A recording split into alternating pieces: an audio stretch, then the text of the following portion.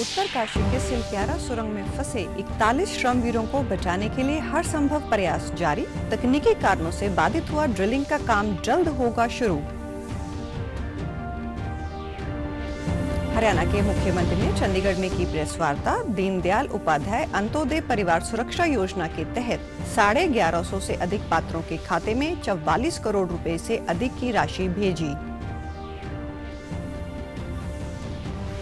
और चंडीगढ़ में आज से वेलकम टू कैंडीलैंड थीम पर 3 दिवसीय कार्निवल शुरू। पर्यटन विभाग के अलावा विभिन्न राज्यों के कलाकार दिखाएंगे प्रतिभा।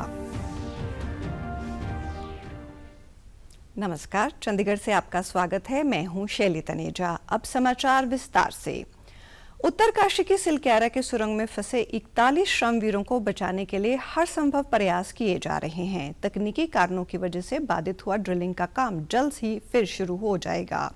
अब तक बचाव कर्मी सिलक्यारा सुरंग में 46.8 मीटर तक ड्रिल कर चुके हैं। आगा ड्रिलिंग मशीन में तकनीकी खराबी आने की वजह से ड्रिलिंग का काम रुक गया था। राज्य और केंद्र सरकार बचाव अभियान पर अपनी नजर बनाए हुए हैं। वहीं मजदूरों को बाहर निकालने के साथ ही उनके खाने पीने और मानसिक व शारीरिक स्वास्थ्य को ध्यान में रखते हुए खास इंतजाम भी किए गए हैं। वहीं एनडीआरएफ ने सुरंग में फंसे श्रमिकों को बचाने के लिए पाइपलाइनों के माध्यम से व्हील्ड स्ट्रेचर ले जाने का डेमो भी दिखाया। प्रधानमंत्री नरेंद्र मोदी ने मथुरा में श्री कृष्ण जन्मभूमि स्थित मंदिर में दर्शन किए। वह संत मीराबाई के जन्मोत्सव में भी शामिल हुए। मीराबाई की 525वीं जयंती मनाई जा रही है। इस दौरान प्रधानमंत्री ने एक प्रदर्शनी का भी अवलोकन किया और जन्मभूमि के बारे में जानकारी ली। इस दौरान पीएम ने कहा कि भक्ति काल का केंद्र रहे ब्रिज क्षेत्र के आजादी के बाद जो स्थान मिलना चाहिए था वो नहीं मिला। उससे भी ज्यादा लाभ अकेले मथुरा और ब्रज की यात्रा से ही मिल जाता है।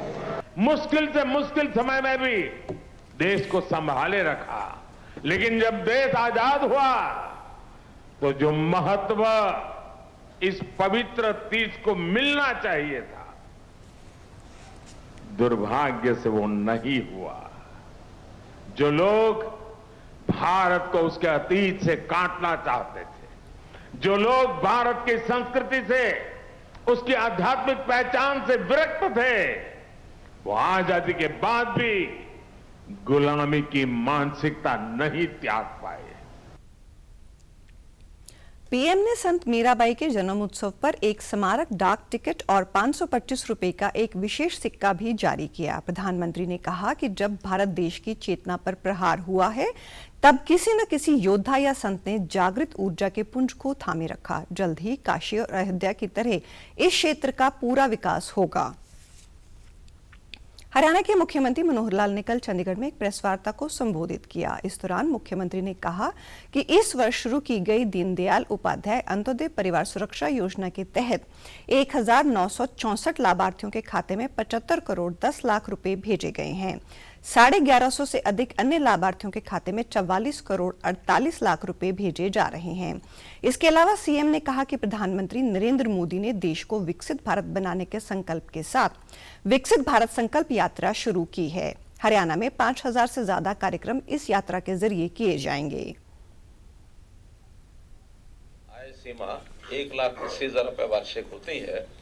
उसका सदस्य यदि उसकी आयु 6 वर्ष से ऊपर है और 60 साल से तक है, तो ऐसे उनको परिवार को सांत्वना देने की दृष्टि से कुछ राशि की हमने घोषणा की थी कि उसको कंपनसेशन हम देंगे। में अभी तक पहले 1964 लाभ पात्रों को हम 75 करोड़ रुपया उनके बैंक खातों में डाल चुके हैं और आज एक अन्य किश्त 44 करोड़ 48 लाख रुपए 1159 ऐसे व्यक्ति के उनके परिवार के खाते में ये हम डाल रहे हैं।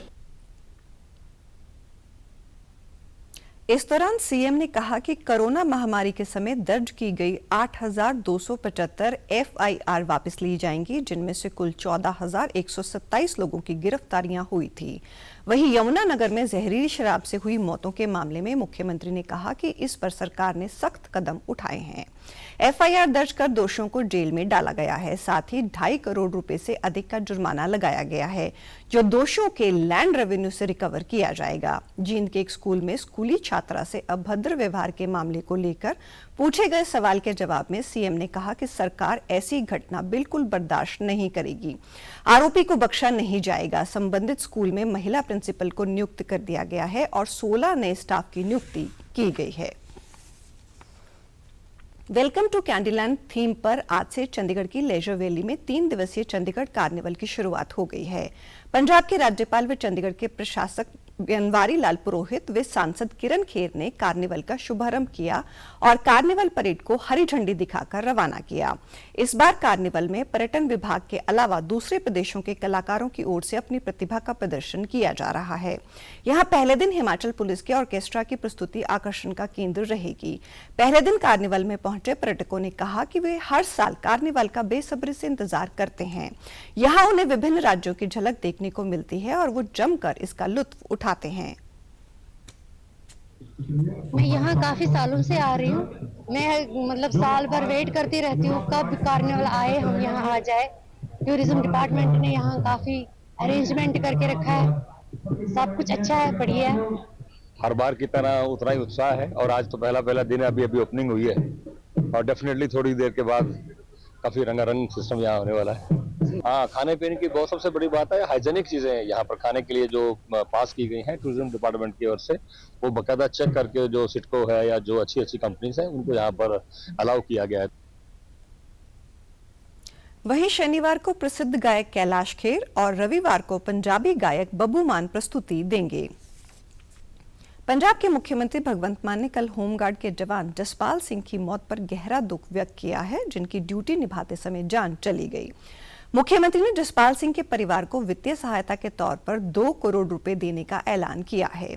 एक शोक संदेश में मुख्यमंत्री ने कहा कि जसपाल सिंह की सुल्तानपुर लोधी में अपनी ड्यूटी निभाते समय मौत हो गई। उन्होंने बताया कि 2 करोड़ की राशि में से राज्य सरकार की तरफ से 1 करोड़ रुपए एक्स ग्रेशिया के तौर पर, जबकि 1 करोड़ रुपए HDFC द्वारा बीमा राशि के तौर पर दिए जाएंगे। ये प्रयास राज्य में अमन कानून की व्यवस्था को कायम रखने के लिए इस सपूत के महान योगदान के सम्मान में है। इस दौरान मुख्यमंत्री ने कहा कि राज्य सरकार हथियारबंद सेनाओं, अर्धसैनिक बलों और पुलिस की भलाई के लिए वचनबद्ध है, जिसके अंतर्गत जसपाल सिंह के परिवार को वित्तीय सहायता प्रदान की गई है। उन्होंने उम्मीद जाहिर की कि इस विनम्र प्रयास से जहां पीड़ित परिवार को मदद मिलेगी, वहीं उनके भविष्य को सुरक्षित बनाया जा सकेगा। केंद्रीय इलेक्ट्रॉनिक और सूचना प्रौद्योगिकी व संचार मंत्री अश्विनी वैष्णव ने डीप फेक टेक्नोलॉजी के बढ़ते खतरे से निपटने के लिए शिक्षा जगत, उद्योग निकायों और सोशल मीडिया कंपनियों के प्रतिनिधियों के साथ एक बैठक की। इस बैठक की अध्यक्षता करते हुए अश्विनी वैष्णव ने कहा कि जल्द ही डीप फेक से निपटने के लिए सख्त नियम आएंगे। सरकार डीप फेक पर 4 मुद्दों पर काम करने जा रही है। डीप फेक की जांच कैसे हो, इसे वायरल होने से कैसे बचाएं, कोई यूजर इसे कैसे रिपोर्ट करे और इस पर तुरंत कार्रवाई हो सके। इस पर जागरूकता बढ़ाने के लिए सब मिलकर कैसे काम करें। अपने इंटरनेशनल एक्सपीरियंस को भी शेयर किया और सबने क्लियरली इस खतरे को, इसकी गंभीरता को स्वीकार किया कि वाकई डीप फेक्स आज एक बहुत बड़ा सामाजिक खतरा उभर के आया है। सबने इस पर सीरियस रेगुलेशन, सीरियस कंट्रोल, इसकी स्वीकार्यता को जाहिर किया। उन्होंने बताया कि डीप फेक से AI की मदद से किसी तस्वीर या वीडियो में मौजूद व्यक्ति की जगह किसी दूसरे को दिखा दिया जाता है। प्रधानमंत्री नरेंद्र मोदी भी इस पर चिंता जता चुके हैं। केंद्रीय वित्त मंत्री निर्मला सीतारमण ने विभिन्न सार्वजनिक प्लेटफॉर्म के जरिए बैंकिंग सेवाओं का लाभ उठा रहे उपभोक्ताओं को आश्वस्त किया कि उनका डाटा पूरी तरह से सुरक्षित है। कल नई दिल्ली में एक कार्यक्रम के दौरान वित्त मंत्री ने कहा कि उपभोक्ताओं के डाटा की सुरक्षा सरकार की प्राथमिकताओं में सबसे ऊपर है। The government's policy or the government's approach in creating public platforms which are going to be used by the customer or the citizen or the individual who wants banking facility is top on the priority list. His data is completely protected. It cannot be misused. But at the same time, it shall not be so restrictive that the person will have to run between one pillar to the other post to seek facility. The moment you approve that you're willing to give it, yes, to that limited purpose, it will be shared without much hindrance. So on data protection, I can assure the Indian citizens that your data remains completely safe. United Sikh mission ने ग्रामीण स्वास्थ्य को सुलभ बनाने के लिए इस साल 60 से अधिक स्थानों पर निशुल्क नेत्र शिविरों का आयोजन किया है। मिशन के अध्यक्ष रशपाल सिंह ने बताया कि मिशन फॉर विजन अभियान के तहत जालंधर के ब्यास गांव में खालसा हेल्थ सेंटर का निर्माण शुरू किया था, जिसके 2024 में पूरा होने की उम्मीद है। उन्होंने बताया कि ये अभियान पंजाब के 600 से अधिक गांवों को कवर करता है। एक शिविर में आसपास के 10 गांव के लोगों को लाभ मिलता है। चंडीगढ़ के सेक्टर 17 से परेड ग्राउंड में कल से 4 दिवसीय मशीन टूल्स और ऑटोमेशन टेक्नोलॉजी मैकमा एक्सपो के 9वें संस्करण की शुरुआत हो गई है। इसका शुभारंभ मेयर अनूप गुप्ता ने किया। उन्होंने कई स्टॉल्स का दौरा किया और मशीनों के कार्यों को समझा।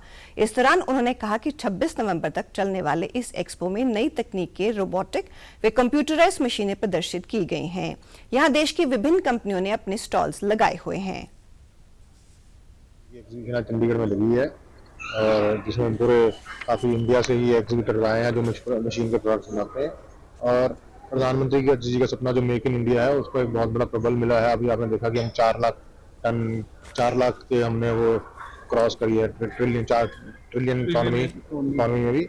और मेरे को लगता है आने वाले टाइम में हम और अच्छी प्रगति की ओर जाएंगे। इसमें दिल्ली से आई एक निजी कंपनी लाइव प्लास्टिक के ग्लास समेत विभिन्न सामान बनाने, एक अन्य कंपनी ने विभिन्न तरीकों की कटिंग मशीनें प्रदर्शित की हैं। इसके अलावा खेती में काम आने वाली नई मशीनों को भी इस एक्सपो में प्रदर्शित किया गया है। ये एक्सपो मुख्य रूप से बिजनेस टू बिजनेस है। एक्सपो में चंडीगढ़ के अलावा पंजाब, हरियाणा, हिमाचल प्रदेश समेत जम्मू से भी उद्योगपति पहुंचे और मशीनों को देखा।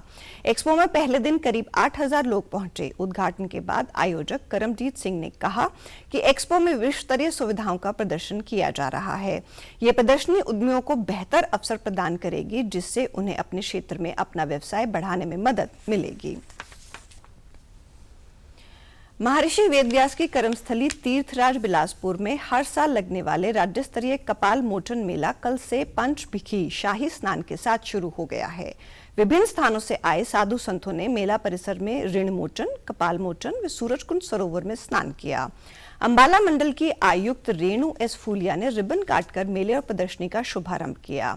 इस दौरान उन्होंने बताया कि कपाल मोचन मेला क्षेत्र को 4 सेक्टरों में बांटा गया है। वहीं मेला प्रशासक एवं बिलासपुर के एसडीएम जसपाल सिंह गिल ने बताया कि सुरक्षा के मद्देनजर 2000 पुलिसकर्मी तैनात करने के साथ ही मेले के प्रत्येक क्षेत्र में सीसीटीवी कैमरे भी लगाए गए हैं। और आप हमारे समाचार YouTube channel DD news Chandigarh, Facebook DD news Chandigarh और social media X DD news CHT पर भी देख सकते हैं। इसी के साथ चंडीगढ़ से समाचारों का सिलसिला समाप्त होता है। नमस्कार।